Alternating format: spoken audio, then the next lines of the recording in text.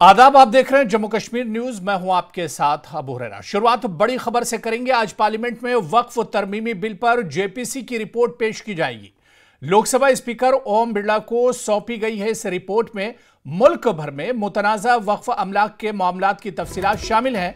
इस रिपोर्ट में बिल के मुख्तलिफ पहलुओं पर गौर और शवाहिद पेश किए गए हैं। जेपीसी की रिपोर्ट हिंदी और अंग्रेजी दोनों जबानों में पेश की जाएगी। इसमें उन तमाम शवाहिद का भी रिकॉर्ड शामिल है जो जेपीसी के सामने पेश किए गए थे। इधर अपोजिशन के हंगामे के इम्कानात भी जाहिर किए जा रहे हैं।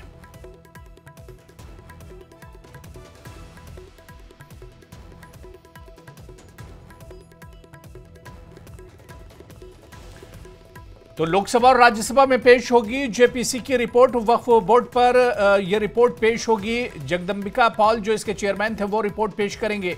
तो वक्फ बिल पर जेपीसी की रिपोर्ट आज पार्लियामेंट में पेश होगी। यानी आज पार्लियामेंट की कार्रवाई पर सबकी नजरें रहेंगी, क्योंकि लोकसभा और राज्यसभा में आज जेपीसी की जो रिपोर्ट पेश होगी वक्फ तरमीम को लेकर, वक्फ बोर्ड तरमीम को लेकर एक जेपीसी तरतीब दी गई थी और इस जेपीसी में काफ़ी मीटिंगें हुई और मीटिंगों का दौर चला, गौर व फिक्र किया गया। उसके बाद एक रिपोर्ट जेपीसी ने तैयार की है और जेपीसी की आज जो रिपोर्ट है वो पेश की जाएगी। जगदंबिका पॉल इस जेपीसी के चेयरमैन थे और वही इस रिपोर्ट को आज पार्लियामेंट में पेश करेंगे। तो आज का दिन काफी अहम और पार्लियामेंट पर सबकी नजरें एक तरह से टिकी रहेंगी।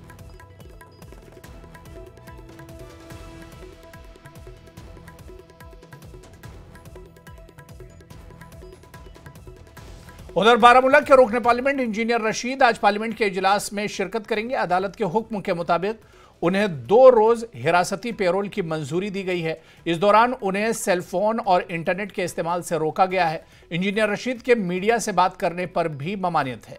दिल्ली हाईकोर्ट ने इंजीनियर रशीद को 11 और 13 फरवरी को पार्लियामेंट के इजलास में शिरकत के लिए हिरासती पेरोल को मंजूरी दी है।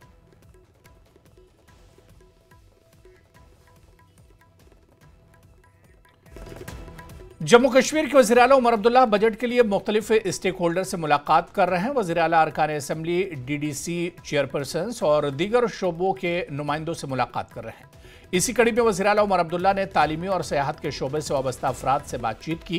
काबिल गौर बात है कि बजट के हवाले से पहली बार तालीम के शोबे में वाबस्ता स्टेक होल्डर से मशावरत की जा रही है। जम्मू कश्मीर असेंबली का बजट इजलास आइंदा महीने 3 मार्च से शुरू होगा।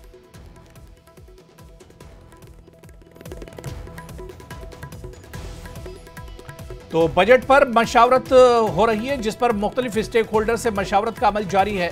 बजट की तैयारी में जुटी जम्मू कश्मीर हुकूमत, अरकान असेंबली और दीगर स्टेक होल्डर से मशावरत जारी है।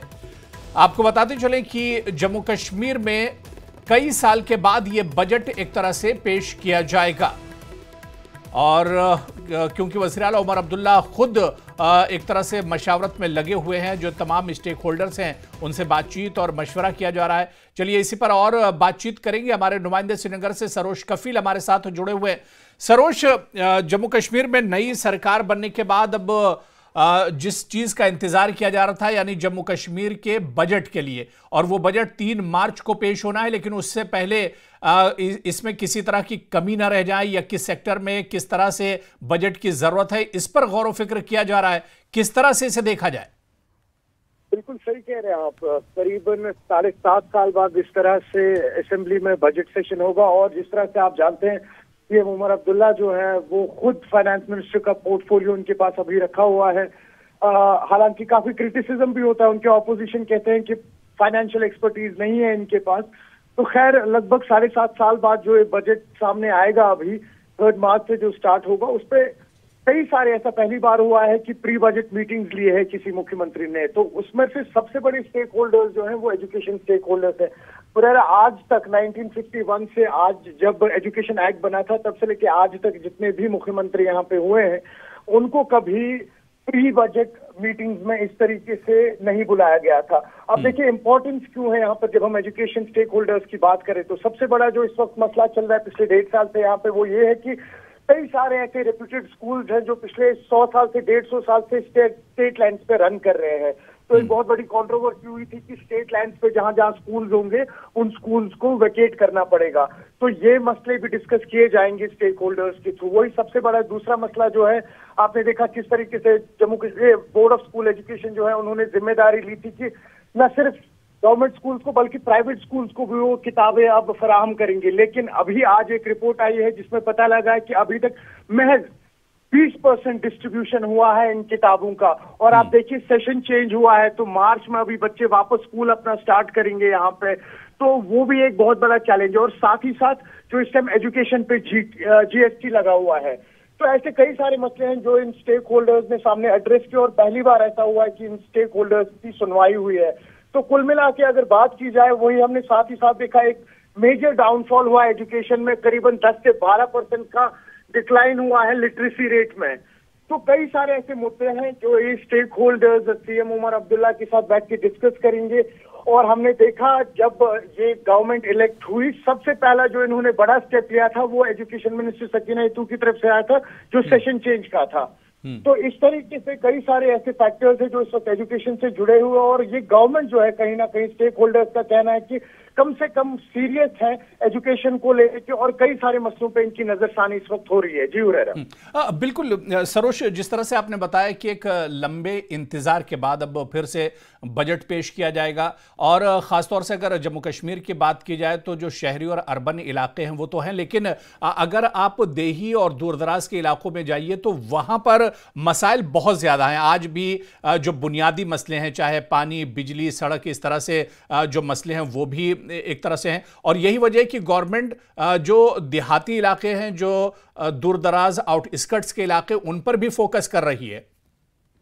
बिल्कुल सही कह रहे हैं। देखिए, इसमें जो दूर दराज के इलाके हैं वो मोस्टली एग्रीकल्चर, हॉर्टिकल्चर से जुड़े हुए हैं। उनकी सबसे बड़ी जो इस वक्त दिक्कत आ रही है वो ये है कि जो सेंट्रली स्पॉन्सर्ड स्कीम्स है वो उन तक नहीं पहुंच पा रही है, या तो बीच में धांधली हो रही है, कोई ऐसे ब्रोकर्स उनको प्रॉपरली उन स्कीम्स को किस तरीके से अवेल किया जाए, उनसे कैसे मुनाफा है, वो समझ नहीं पा रहे हैं वो। तो वो उनका एक बहुत बड़ा मसला है। साथ ही साथ टूरिज्म के जो स्टेक होल्डर्स हैं उनका भी एक बहुत बड़ा मसला है। वो चाह रहे हैं कि जो इस वक्त PIL दर्ज किया गया है कि नई कंस्ट्रक्शन ना सोनमर्ग, ना पहलगाम और ना गुलमर्ग में होनी चाहिए, तो वो बैन जो है वो हट जाए कहीं ना कहीं।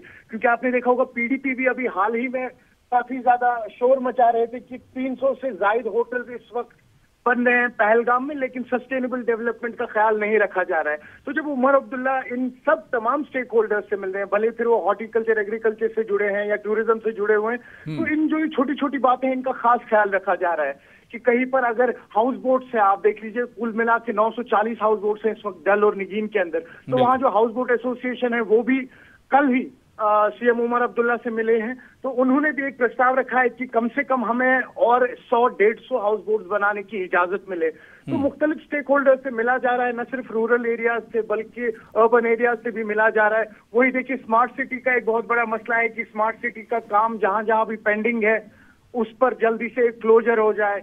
तो कई सारे ऐसे मसले हैं जो इवेंचुअली अब एक एक करके देखिए जो इलेक्टेड गवर्नमेंट है ये उठाएंगे। चैलेंजेस भी काफी ज्यादा रहेंगे, क्योंकि जिस तरह से मैंने आपसे कहा कि ऑपोजिशन जो है उनका सबसे बड़ा क्रिटिसिज्म वाला एक ही पॉइंट है इस वक्त, वो ये है कि उमर अब्दुल्ला जो है उनको फाइनेंस का बिल्कुल भी कुछ नो हाउ नहीं है। या तो वो पोर्टफोलियो उन्हें किसी और को देना चाहिए था, या तो फिर फाइनेंस की पहले सूझबूझ होनी चाहिए थी। तो उमर अब्दुल्ला के लिए भी चैलेंज रहेगा पहली बार जम्मू कश्मीर का एक बजट पेश करना। हालांकि उनकी एक्सपर्टीज नहीं है, तो काफी सारे फैक्टर्स रहेंगे इसमें। और उसके बाद बीजेपी के जो 29 MLAs है वो किस किस चीज पे अग्री करेंगे, किस किस चीज पे डिसएग्री करेंगे, वो 3 मार्च को ही पता लग पाएगा। अबू बिल्कुल सरोज, यानी ऐवान के अंदर, असेंबली के अंदर भी और बाहर भी, दोनों जगह एक तरह से फोकस करना होगा इस नई सरकार को। और बजट पर अब गौर व फिक्र तो किया जा रहा है, लेकिन किस तरह का पूरा शेप होगा ये देखना बहुत अहम होगा। बहुत बहुत शुक्रिया सरोज कफील हमारे साथ जुड़ने के लिए और डिटेल में तमाम जानकारी देने के लिए। और चलिए आगे बढ़ेंगे और बात करेंगे वज़ीर-ए-आज़म नरेंद्र मोदी के अमेरिका दौरे की।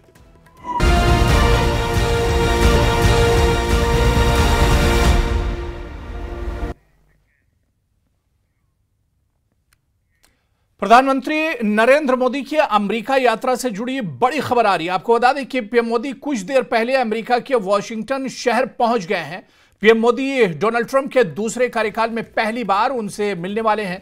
इस दौरान डोनाल्ड ट्रंप के साथ द्विपक्षीय बैठक भी होगी। इसलिए पीएम मोदी की यह अमेरिका यात्रा कई मानों में अहम मानी जा रही है, क्योंकि ट्रंप से बातचीत के दौरान व्यापार, अवैध प्रवासी और न्यूक्लियर एनर्जी का मुद्दा सबसे ऊपर रहने वाला है। तो पीएम मोदी अमेरिका के दौरे पर हैं, वॉशिंगटन डीसी पहुंचे हैं पीएम मोदी, जहां पर भारतीय अवाम ने पीएम का पुरजोश खैर मकदम किया है। और आपको बताते चलें कि आज अमेरिकी सदर डोनाल्ड ट्रंप से पीएम की मुलाकात होगी और इस मुलाकात में कई मुद्दों पर चर्चा हो सकती है, कई मुद्दों पर बातचीत हो सकती है, कई मुआहदे हो सकते हैं। और इसी वजह से आज सिर्फ भारत ही नहीं बल्कि पूरी दुनिया की नजर इस दौरे पर लगी हुई है। और जिस वक्त प्रधानमंत्री नरेंद्र मोदी डोनाल्ड ट्रंप के साथ बैठेंगे और उनके साथ मुलाकात करेंगे, उस वक्त पूरी दुनिया की निगाहें एक तरह से लगी होंगी, क्योंकि कई बड़े मुद्दे हैं जिन पर एक तरह से इस मुलाकात में चर्चा हो सकती है। और जब प्रधानमंत्री वॉशिंगटन डीसी पहुंचे तो वहां पर भारतीय अवाम ने पीएम का जोरदार इस्तकबाल किया है और शानदार इस्तकबाल प्रधानमंत्री नरेंद्र मोदी का किया गया है। और अब सबको इंतजार है कि डोनाल्ड ट्रंप से जब मुलाकात होगी तो किन किन मुद्दों पर चर्चा हो सकती है। पूरी दुनिया की निगाहें एक तरह से इस दौरे पर लगी होंगी। तो पीएम मोदी वॉशिंगटन डीसी पहुंच चुके हैं, वो तस्वीर भी हम आपको दिखा रहे हैं। और जब सदर डोनाल्ड ट्रंप से मुलाकात होगी उस वक्त की तस्वीरें भी हम आप तक पहुंचाएंगे। तो चलिए, खबरों का सिलसिला जारी रहेगा इस बुलेटिन में। फिलहाल रुकेंगे छोटे से ब्रेक के लिए।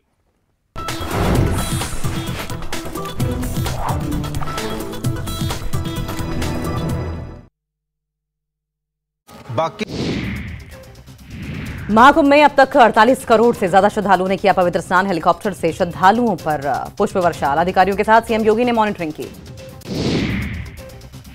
श्रीनगर में उच्च स्तरीय सुरक्षा समीक्षा बैठक। उपराज्यपाल मनोज सिन्हा बैठक में रहे मौजूद। समग्र सुरक्षा स्थिति और आतंकवाद विरोधी अभियानों पर चर्चा। नेशनल कॉन्फ्रेंस के अध्यक्ष डॉक्टर फारूक अब्दुल्ला का बयान। कहा, हाल की घटनाओं के लिए सरकार को जिम्मेदार नहीं ठहराया जाना चाहिए। कानून और व्यवस्था के मामले में उपराज्यपाल के अधिकार क्षेत्र में है।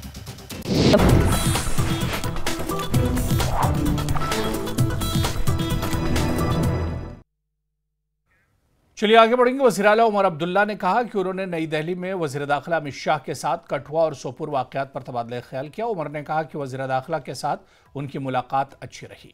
उमर अब्दुल्ला ने कहा कि उन्होंने दोनों केसेस की शफाफ तहकीकात का मुतालबा किया है और रियासती हैसियत की बहाली और आइंदा बजट सेशन पर भी तबादला ख्याल किया। बहुत सी मुद्दों पर बात हुई। जो हाल ही में सोपोर में हुआ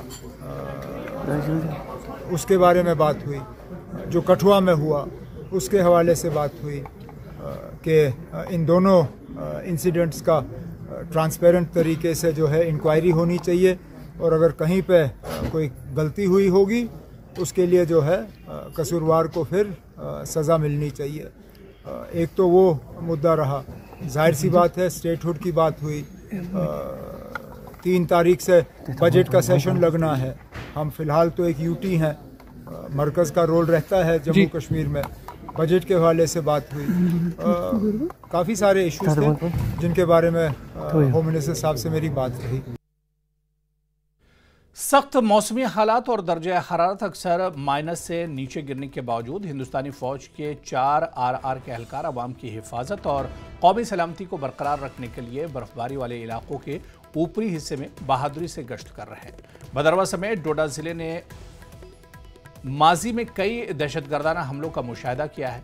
ताहम हिंदुस्तानी फौज की चौकस मौजूदगी ऐसी सरगर्मियों की निगरानी और रोकथाम मकामी आबादी की हिफाजत और बहबूद को यकीनी बनाने में अहम किरदार अदा कर रही है। अगर हम जिला डोडा की बात करें तो यहाँ पे भी लगातार चाहे वो प्लेन्स हो या स्नो बाउंड एरियाज हो, उनमें जो है वो एंटी मिलिटेंसी ऑपरेशन जो है इस वक्त चलाया जा रहा है। इस वक्त देख सकते हैं, इस वक्त हम डोडा के एक पहाड़ी दूर दराज क्षेत्र में यहाँ पे मौजूद है, जहाँ पे जो है वो सेना का लगातार जो है वो ऑपरेशन चलाया जा रहा है। मिलिटेंट्स है उनको निस्तो नाबूद किया जाए, इस के लिए जो है वो लगातार जो है वो सेना जो है वो ऑपरेशन चला रहे हैं। आप देख सकते हैं कि जो इंडियन आर्मी के जवान है किस वक्त कितनी बर्फबारी जो है वो इस एरिया में है और ज़्यादातर टेम्परेचर जो है इन एरियाज़ में माइनस रहता है। इस कड़ाके की ठंड में भी जो है वो लगातार सेना जो है वो मिलिटेंसी को नष्ट करने के लिए लगातार जो है वो ऑपरेशन चला रही है। न्यूज़ 18 JKLH के लिए डोडा से मैं साहिर हुसैन। नेशनल कॉन्फ्रेंस के MLA एहसन परदेसी ने कश्मीर और जम्मू कश्मीर के मुस्लिम अक्सरियती वाले इलाकों में शराब पर पाबंदी का बिल पेश किया है। इस दौरान PDP लीडर इल्तिजा मुफ्ती ने एक सोशल मीडिया पोस्ट में लिखा है कि शराब का इस्तेमाल जम्मू कश्मीर में जिंदगियों को तबाह कर रहा है और हमारे माशरे के बुनियादी ढांचे के लिए एक संगीन खतरा है।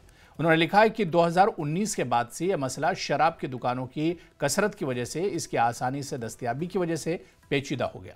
इल्तिजा ने लिखा है कि वो PDP के MLA मीर मोहम्मद फैयाज को एक प्राइवेट बिल पेश करने के लिए शाबाशी देती हैं जिसमें शराब नोशी पर पाबंदी का मुतालबा किया गया है। उन्होंने लिखा कि इसकी बहुत ज़रूरत थी। अवामी इत्तेहाद पार्टी के बयान के मुताबिक रुकन असम्बली शेख खुर्शीद ने सबसे पहले वादी कश्मीर में शराब पर मुकम्मल पाबंदी और जम्मू कश्मीर में ऑनलाइन गेमिंग और फैंटेसी लीग्स पर मुकम्मल पाबंदी से मुताल्लिक बिल पेश किया है।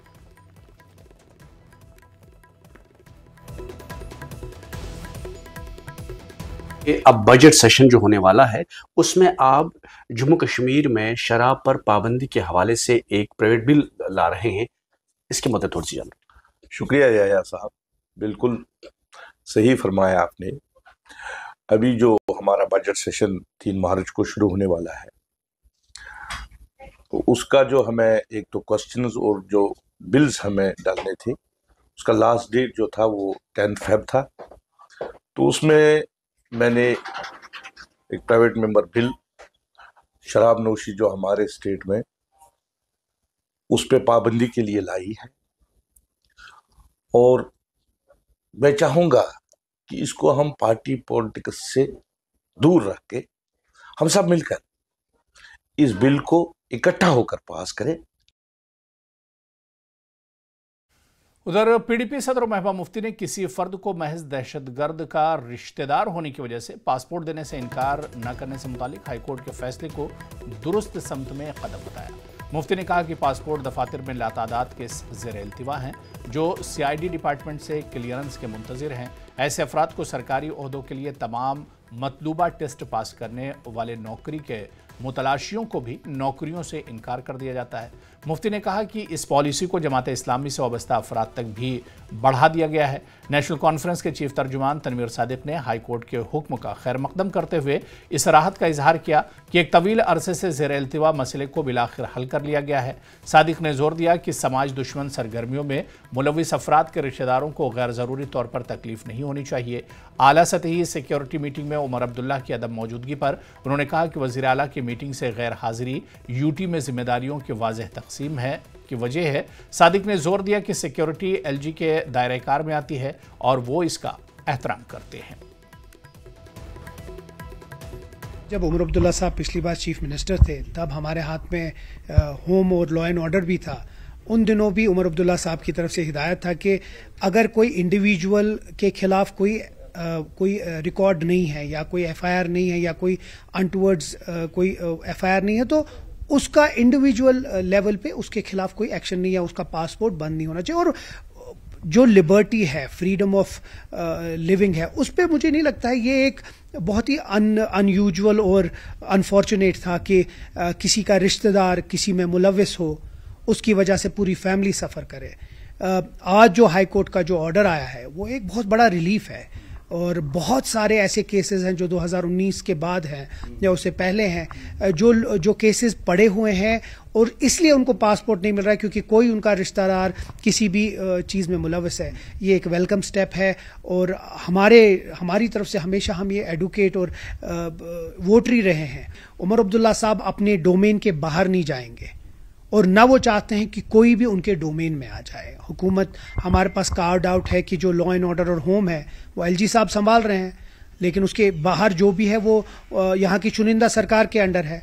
जब हम उनके उसमें नहीं जाते हम एक्सपेक्ट करते हैं कि वो भी नहीं आए। आज की भी मीटिंग उसी में थी, मुझे नहीं लगता उसमें कोई सरप्राइज है। लेकिन हाँ, अमित शाह साहब जो यूनियन होम मिनिस्टर हैं उनसे मिले, जो हमारी बात होती है, जो हमारे यहाँ इश्यूज है, चाहे वो कठुआ है, बारामूला है, या जो भी ऐसे कोई इश्यूज है वो रेज करना हाईएस्ट लेवल पे, वो हमारा काम है, वो हमने किया। और साथ साथ हम ये भी मांग करते हैं और वो करते आए हैं कि जल्द से जल्द स्टेटहुड, और मैं एक्सपेक्ट करूंगा कि जो बजट सेशन चल रहा है उसी में स्टेटहुड का रेस्टोरेशन हो। जम्मू कश्मीर कांग्रेस के सदर तारिक हमीद कर्रा ने कहा कि उन्होंने रियासती हैसियत की बहाली के मुतालबे पर असेंबली इंतखाबात लड़े थे। कर्रा ने कहा कि पीएम और वज़ीर दाखिला ने अपना वादा पूरा नहीं किया है। कांग्रेस ने अवामी राब्ता प्रोग्राम शुरू करने का फैसला किया है, जो 15 दिन तक जारी रहेगा। ये प्रोग्राम आज उधमपुर से शुरू किया जाएगा, इस नारे के साथ कि हमारी रियासत हमारा हक है। कर्रा ने कहा कि दोहरी ताकत का निज़ाम लोगों के लिए अच्छा नहीं है। रियासत का दर्जा देने में ताख़ीर और बिजनेस रूल्स की नॉन फाइनेंसाइजेशन लोगों के लिए बहुत ज़्यादा मसाइल पैदा कर रही है।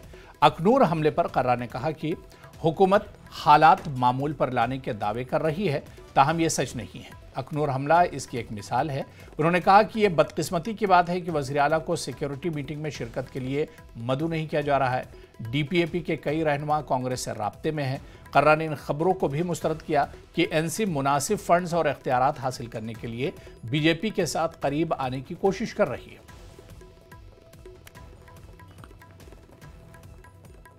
जम्मू कश्मीर में अब एक और सियासी तनाज़ा उठ गया है। नेशनल कॉन्फ्रेंस ने आज टारगेट किया है बीजेपी को और सेंट्रल गवर्नमेंट को। जिस तरह से उमर अब्दुल्ला श्रीनगर में थे लेकिन उनको सिक्योरिटी मीटिंग में नहीं बुलाया गया, एक बार फिर उनको सिक्योरिटी मीटिंग से दूर रखा गया। उस पर नेशनल कॉन्फ्रेंस बरहम है। नेशनल कॉन्फ्रेंस की अलाई पार्टी कांग्रेस के बारे में क्या सोचती है? मेरे साथ हैं तारिक हमीद कर्रा, ये जम्मू कश्मीर प्रदेश कांग्रेस कमेटी के प्रेसिडेंट हैं। सर, जिस तरह से आज उमर अब्दुल्ला श्रीनगर में ही थे लेकिन security meeting, high level security meeting में दोबारा उनको ना बुलाना क्या रिफ्लेक्ट करता है? आपको क्या लगता है कि ये एक और एक तरह से ह्यूमिलिएशन ही है? देखिए, ये तो पहले भी जब दिल्ली में हुआ था उस वक़्त भी मैंने उस पर अपनी राय दी थी। I will reiterate that opinion जो हमारी है इस बारे में कि this is a disrespect and disregard of the popular mandate.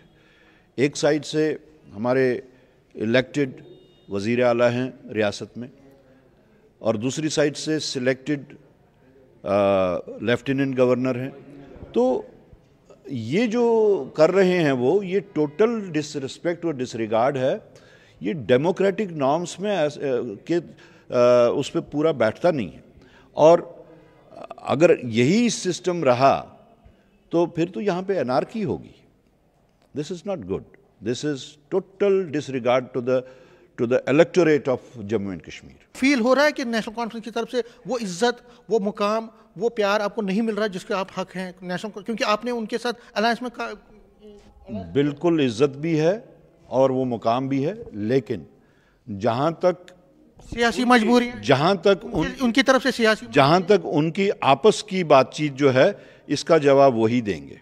नहीं, आपको लगता है सियासत, क्योंकि आप बहुत मंजे हुए सियासतदान हैं, आपको लगता है कि सियासत की जो मजबूरियां हैं वो इस वक्त उमर अब्दुल्ला के सामने खड़ी हैं कि अगर वो सेंटर को नाराज़ करते हैं, उनके साथ दूरियां बनाते हैं तो हो सकता है उनकी जो टारगेट है वो पूरा ना हो? जैसे वो पॉलिटिक्स में कहा जाता है politics is art of possibilities. आप इसको डिकोड करिए। Thank you. न्यूज़ 18 से बात करने के लिए शुक्रिया। तारिक हमीद कर्रा इशारों में बहुत कुछ कह रहे हैं, लेकिन साफ है कि ये एक चीज़ तो कह रहे हैं कि स्टेटहुड का जो डिमांड है वो उनका हक है, जम्मू कश्मीर के लोगों का हक है, और उसको हासिल करने के लिए वो कल से मास कॉन्टैक्ट प्रोग्राम जो है लॉन्च करने जा रहे हैं। कैमरामैन चांद के साथ समीर भट्ट, न्यूज़ 18 जम्मू। तो न्यूज़ 18 जेकेएलएच पर खबरों का सिलसिला लगातार जारी रहेगा। इस बुलेटिन में अभी फिलहाल इतना ही। आदाब।